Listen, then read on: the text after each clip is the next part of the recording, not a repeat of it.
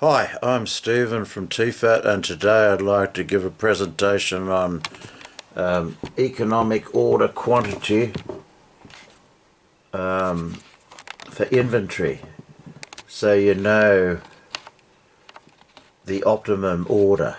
Okay, there's a formula for it. It's not that difficult, but it's basically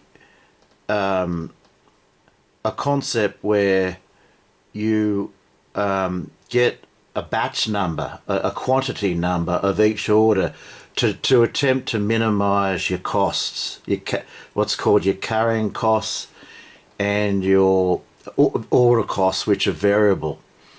And of course, costs can change and consumer demand can change. So we only consider variable costs, not fixed cost in this model. Variable costs change with production, while fixed costs stay the same. Now, just to explain, it's a formula. I'll just point it on the whiteboard. Now,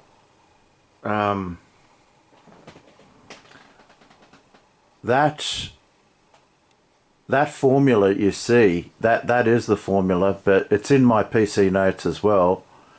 And that cost curve, total cost at the top with quantity on the x-axis and costs in dollars on the y-axis, is U-shaped, and total variable cost is below that. The difference between the two is fixed costs.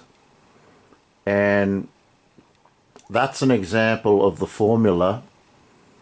EOQ equals the square root of 2, which always is 2, times quantity demanded per year, times variable cost denoted by C0, divided by CH, which is carrying costs or storage costs.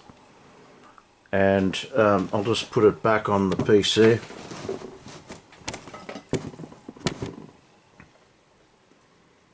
And just got to get it in focus. That's a bit better. So that cost curve I just pointed out on the whiteboard, the minimum point of that is what we're interested in to minimize costs. That's why we have this optimum level of inventory, because at this level of inventory order, the costs are minimized, and that's our goal in profit maximization. And so, okay, if you're unsure of total costs, it's the addition of fixed costs, FC, plus variable costs. As we mentioned, fixed costs are the same. Variable costs change with different levels of output. And we minimize costs, all part of profit maximization, the goals of raising revenue and lowering costs to maximize profit, profit being the difference between revenue minus costs. Optimum production is where marginal revenue equals marginal costs, the change in revenue equals the change in costs. Let's just get to EOQ. That's why you wanted this presentation. All right, so let's get to the point. And this formula is derived by the first derivative of the cost function at the minimum level of the cost curve where the quantity equals 0. Now, the formula, as I pointed out on the board, and it's a bit hard to express it on the PC, the square root of the numerator, which is 2 times the quantity demanded of the good in the period times the variable order cost, divided by, in the denominator, the carrying costs or the storage costs, and asterisk represents multiplication on the PC.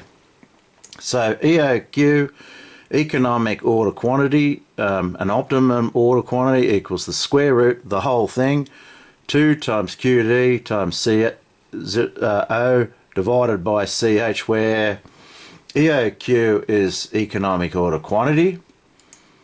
QD is quantity demanded of all the good per year by all the customers. C0 is the variable order cost represented in dollars. CH is the carrying cost. Also the storage cost represented in dollars, and you'll be given these in the question. An example, an online retailer sells all you have to do is substitute the numbers into the formula like you would at maths.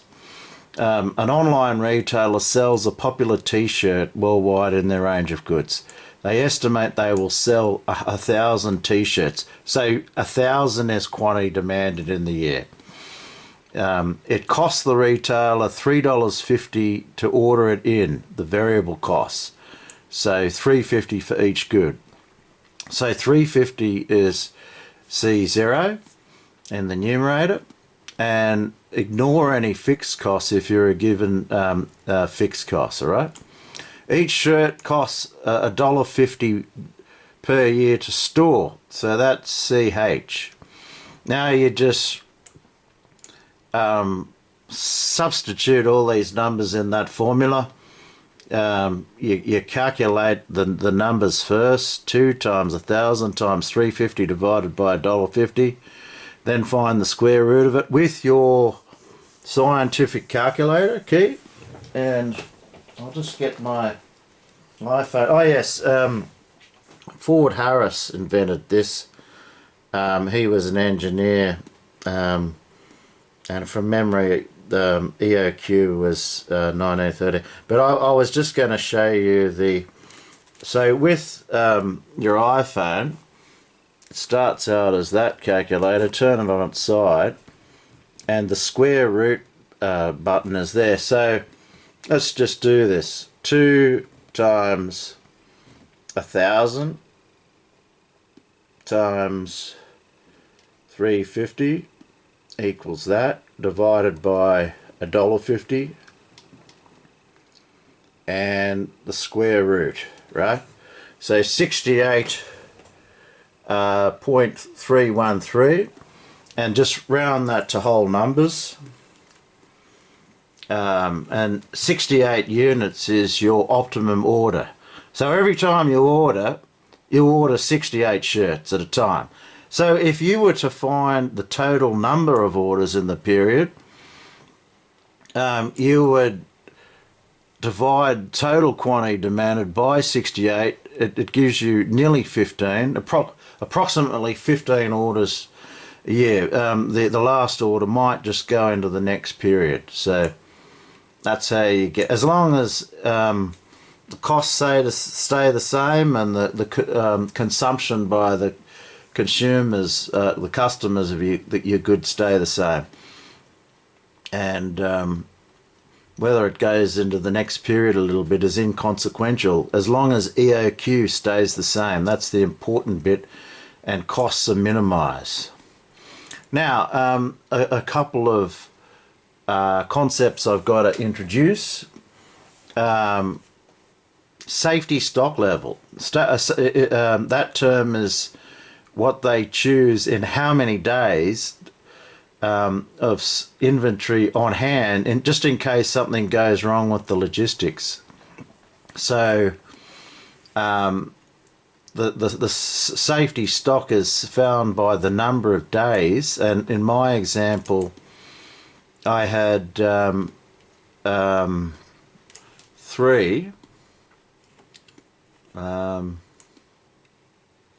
Oh yeah, sorry, that's a bit later. Yeah, I'm just introducing some terms at this stage. I better not get into the numbers just yet. So safety stock is stock on hand in the warehouse, just in case something goes wrong with the logistics. You've got to consider the lead days and the usage today. So if there's no safety stocks, there's this term called ROP, which is reorder point, and perhaps I should just type that in. Reorder point, denoted by RAP. Now, what RAP means is it's the quantity which triggers a new order. A little bit like a point in your e-toll tag for motorways, where you reach a point in the e-toll account for the motorways where a new debit is triggered, okay, because you've reached $40 or something. So it's the trigger point for a new order, and it's the lead days times the usage per day, right? Lead days times the usage per day if there's no safety stock. If the company insists on keeping safety stock, that RAP becomes, it's still usage per day. I should put usage there, sorry about that. Usage per day times lead days plus the safety stock, which is the safety stock days times usage.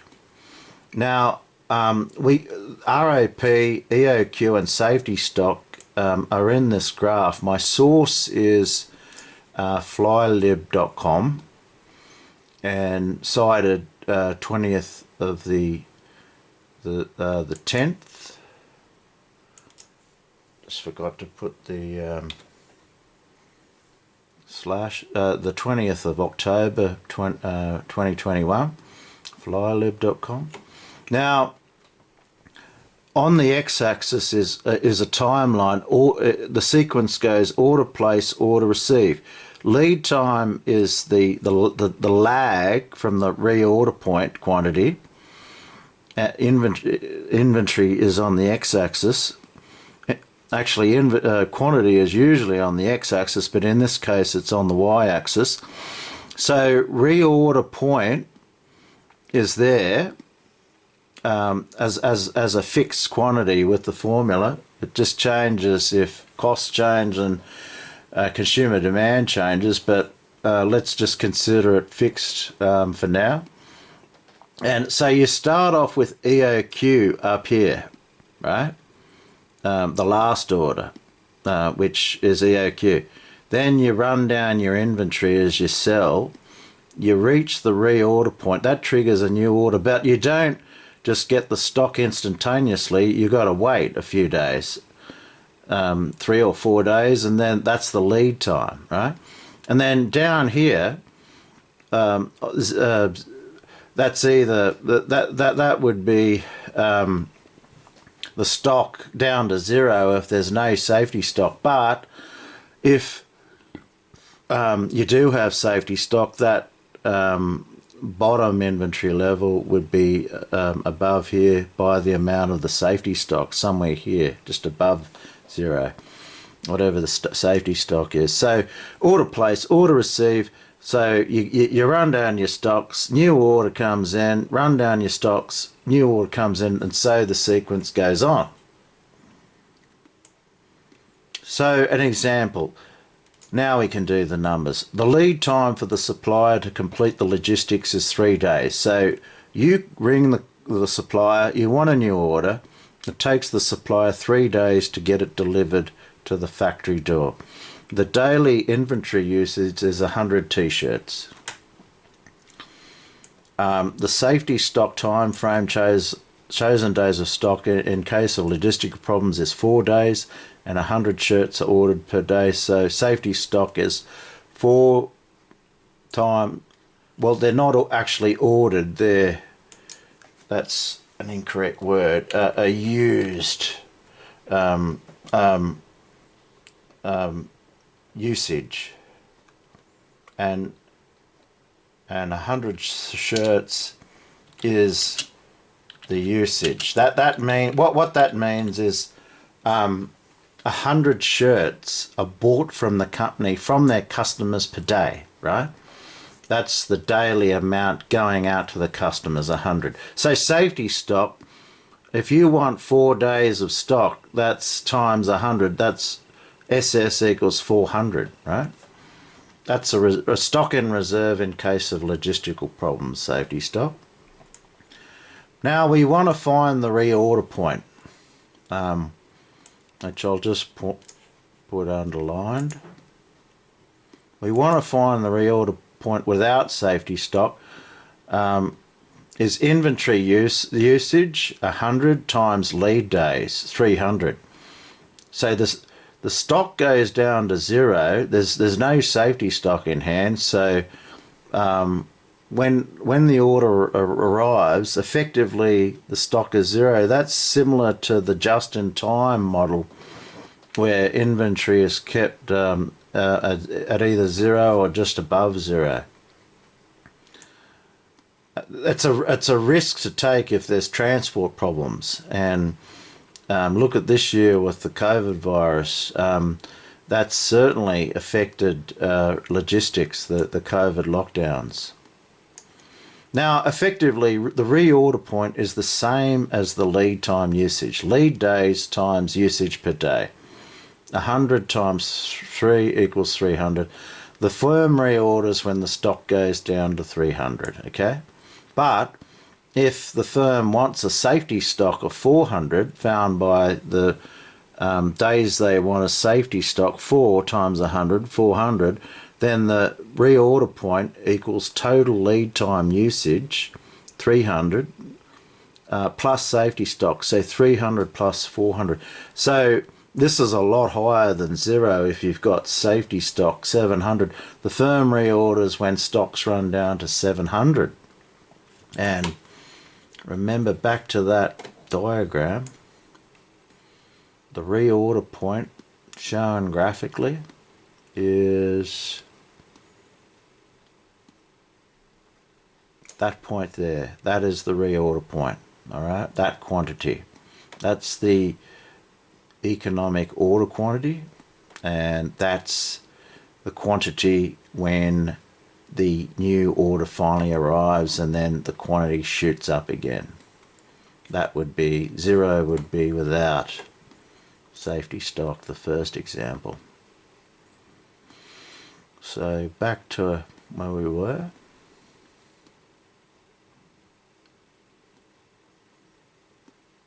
We mentioned just-in-time inventory. Look it up.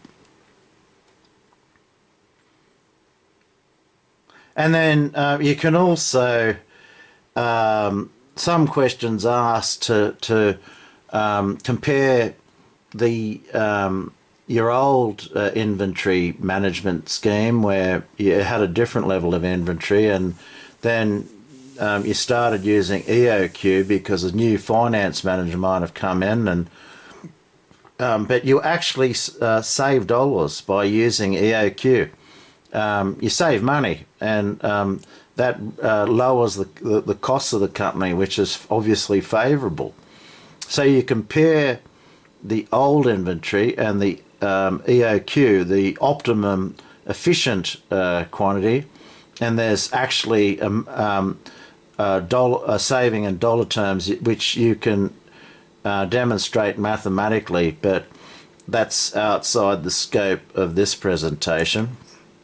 I just thought, if you know the costs are at the minimum point, proving it mathematically is an additional step, but you could be asked that question. So just to recap, I just want you to sort of think and reflect and summarize yourself. What's lead time? It's the number of days it takes a supplier to complete an order. What's reorder point? It's the trigger for the new order in quantity, and the stock doesn't just arrive instantaneously. There's a lag, as we mentioned, the lead time. And what's lead time usage? It's lead time days times the quantity that goes out per day to the customers, okay? And what's EOQ? It's the optimum level of quantity in each order, each batch, and you can get the total number of orders by dividing the total quantity demanded for the period, say a year, divided by the EOQ number. What's safety stock?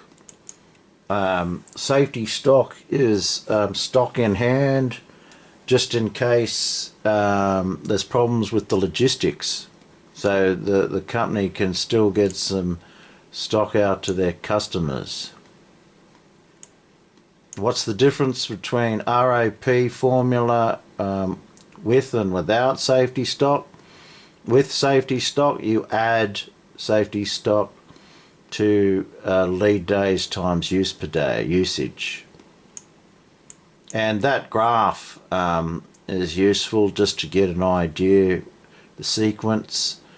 New order, which happens to be EOQ from the formula, run down your stocks and then trigger a new order at RAP. There's a lag, a lead, days, time lag. You run down your stocks right to the end of that curve, that straight line. Then finally your order arrives and your stocks shoot up again. And so the cycle goes on of reordering, okay? And yeah, without safety stock, inventory goes right down to zero, which is risky. That's source again for the diagram. That's the end of the presentation. I'm Stephen from TEFAT, and actually that EOQ took a lot longer than what I expected. Perhaps you're in agreement. But once you pick up the concepts, I hope this is a lot clearer for you. Please give me a thumbs up, and see you next time.